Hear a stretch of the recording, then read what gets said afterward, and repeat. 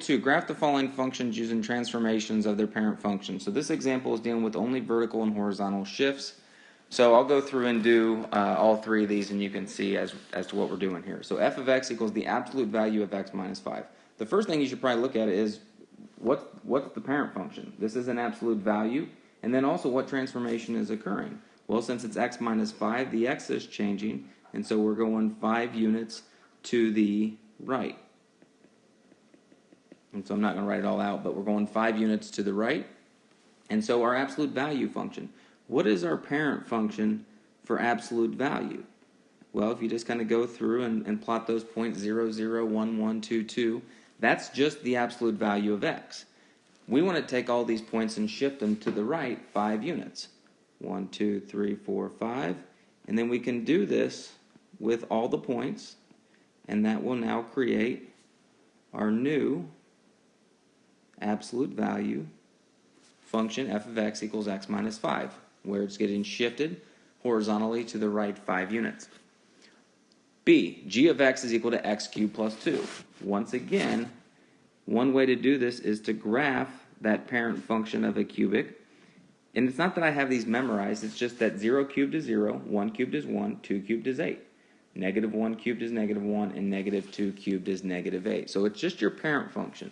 And then from there, what's happening? Well, this plus 2 is being added to the x cubed. So is that changing your x or is it changing your y? It's changing your y, so it's going up 2 units. So we'll take all these points and go up 2 on each of these. And those in red represent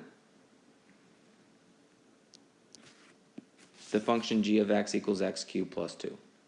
And then on the last one, we have one vertical, one horizontal transformation that is occurring. And we're dealing with a quadratic this time. So x minus 4, that's changing the x value. That means you're going 4 units to the right because it's x minus a positive 4. That's a positive 4. And then that is a negative 1, so you will be going down 1 unit.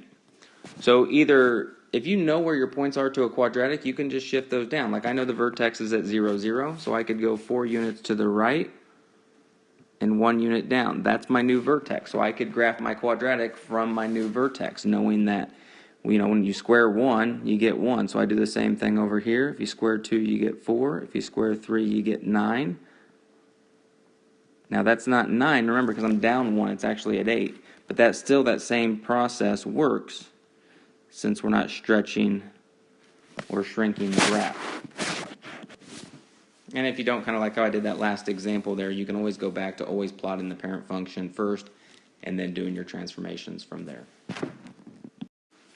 The next example, example 4, we're going to graph the following functions using transformations again, but these represent more of your reflections, but we also have some other things tied into it as well as we move forward here. So once again, if you pause the video, work through these and see how you do. So g of x is equal to negative the square root of x plus 3. So what's happening? Is this negative tied to the x or the y? Is it tied to the x? You can see negative x, or is it negative times the function itself? Well, the negative is being multiplied or next to the function itself. So what changes then? If the negative is with the function, that means the y is changing, which means you are reflecting over the x-axis. And then the plus 3 here, you got x plus 3 on the inside.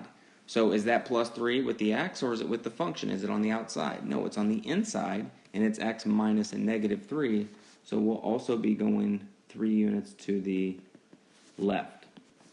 So the parent function, square root of 0 is 0, square root of 1 is 1, square root of 4 is 2, and the square root of 9 is 3. And we'll take all those. We're going to go 3 units left and reflect over the x-axis.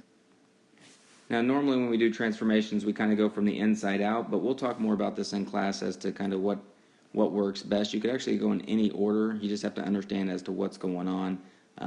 When we reflect over the x-axis, we're changing the y, and we're not moving up or down, so that's okay in this case, which order we go. But we'll go in order in terms of inside out. So we'll go left 3 and then reflect it. So left 3 and then reflect over the x. Left 3 and then reflect over the x. Left 3, reflect, left 3, and then reflect. So we have this is our new function of g of x. All right, b is h of x equals negative x minus 2. This is a linear function. The negative is with the x, so if the x is changing, once again, think about that. If the x is what's changing, it's reflecting over the y-axis. And then the minus 2 is changing to the entire function as well, so that will go down 2 units. So you have your linear parent function. That's just a slope of 1 starting at the y-intercept of 0, 0. And so we're going to take each of these points, we're going to go down 2 and then reflect over the y-axis. So if we go down 2 and reflect over the y, that one's going to stay there. Go down 2, reflect over the y. Down 2, reflect over the y. We'll go on this side, let's see, down 2, reflect over the y. Down 2, reflect over the y.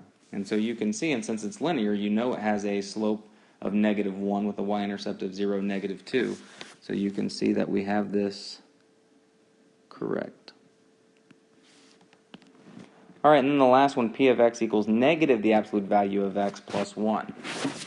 That negative, is it negative x or is it negative the function? And it's negative the function, so that means the y value is changing.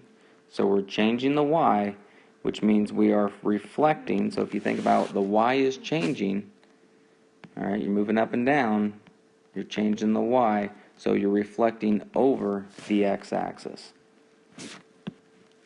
And then the plus 1 is being not added to the x, but added to the function, so the graph will shift up 1 unit as well. So the parent function for an absolute value is linear with a slope of 1 is how it starts.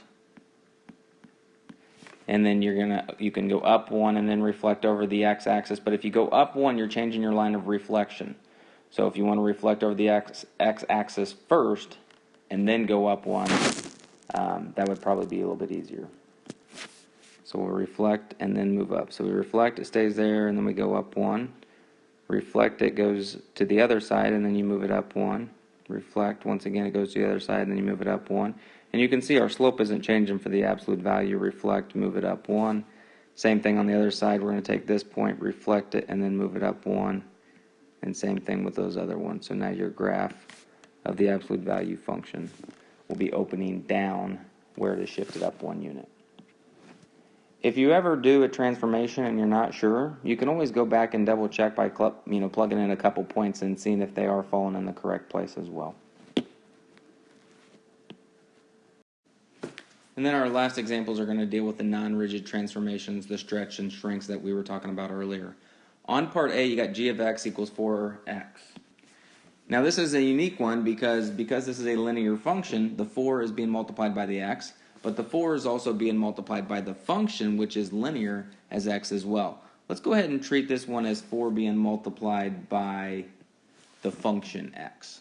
Okay, and so if 4 is being multiplied by the function x, then that means that the y is what's changing, and if the y is what's changing, then you're going up and down, so the y is changing. So this will be a vertical, and because the value is 4, it'll be a vertical stretch. So this will be a vertical stretch by a factor of 4. And so once again, if you just think about your linear function with a slope of 1, and you're going to take each of these and stretch them by a factor of 4. So all your y values are being multiplied by 4. So 0 times 4 stays at 0. So the origin doesn't move. But if it's at 1, that gets multiplied by 4. So now it becomes 1, 4. The y value is what's changing.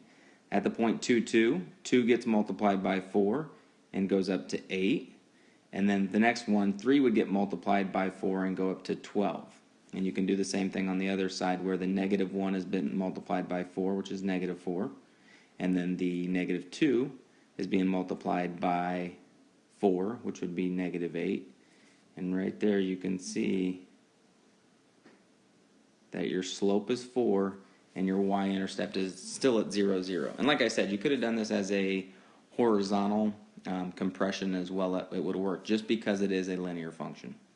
Let's go ahead and look at b. H of x is equal to the absolute value of 3 times x. So same question. What is that 3 being multiplied by? The x or the function? So you can see it's being multiplied by the x value. So that means you're changing your x, which means it's going to be horizontal. So we're going to have a horizontal.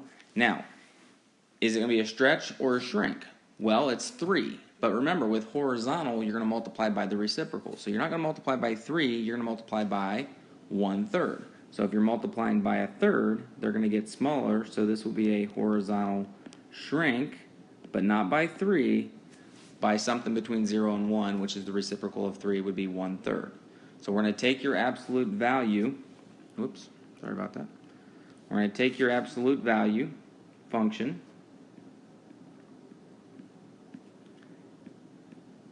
and we'll graph the parent function, and then we got to think about this. We want to multiply your x values by 1/3. So we don't want to just pick 1, because 1 times 1/3 is 1/3, and that's going to be hard to graph on here. So we're going to kind of pick multipliers of 3, so it'll make it easy to graph this horizontal shrink. So I went ahead and graphed the absolute value, but I made 5 points a little bit darker. Those are your multipliers of 3. So the x value gets multiplied by 1/3. Well, if you're at 0 and you multiply by 1/3, you still get 0, so that one doesn't change. The one at 3, 3, all right, this is the parent function. If you take the 1/3 times the 3, that'll give you 1. So your new point is at 1, 3. This point at 6, 6, sorry. The 6 gets multiplied by 1/3, which is 2, so your new point is at 2, 6. And you can see the horizontal shrink that's happening. Same thing on the other side. When you have negative 3, 3, the negative 3 gets multiplied by 1/3 and becomes negative 1, 3. And then over here we have negative 6, 6. So negative 6 times 1/3 is negative 2, so negative 2, 6. And just look at your parent function and look at your new function. See how that looks like a horizontal shrink? You're pushing it together. It also might potentially look like a vertical stretch as well. So we've done a vertical stretch and a horizontal shrink. On the last one, it really covers everything that we've talked about. So it's got your vertical or horizontal stretch and shrink. It has your horizontal and vertical translations and also reflection in there. So see if you can do that one on your own. Now on C, I went through and wrote vertical stretch by 2, reflection over the x-axis, horizontal shift 1 right, and then a vertical shift 8 up. Now there's a couple ways we can do this, and I probably need to talk about this more in class. You can just work from the inside out. So you could go in the order of, you'd first shift 1 unit right, then you would do your vertical stretch, then reflect, and then do your shift up. So if you're going to go in that order, that's fine. Another way to look at this is you have your vertex at 0, 0. So if you're going to do your horizontal and vertical shift, that would be 1 to the right and 8 up. All right, and so that will be your new vertex. Then you could just do the last two. One's a vertical stretch and one is a reflection over the x-axis. Well, if you've already kind of done that reflection, because now it's going to be opening down, but it's going to be opening down not in the same form of your parent function, because this one is being stretched by 2. So instead of it being 1 over and 1 up, or in this case 1 over and 1 down, it's going to be 1 over and 2 down, because you're stretching it by a factor of 2. Okay? And same thing on the other side. Now, it's usually 2 over and then 4, but if you're stretching it, it's going to be 2 over and 8. So I could go all the way down to here, and then the same thing on the other side. And once again, if I wanted to possibly get one more point, it's normally 3 squared is 9. So if I went 3 over and then 9 down, I'd have to go all the way times 2, which would be 18. So I'd have to go another 9, which would put me just barely on the graph still. And so if that doesn't make sense, we can talk more about that in class, but that does somewhat free you up a little bit from not having to do every single point through those 4 things. So that is it with transformations. I know there's a lot there, but definitely something very important that we need to continue to work on and really try to understand and not try to memorize all the different things that are going on here.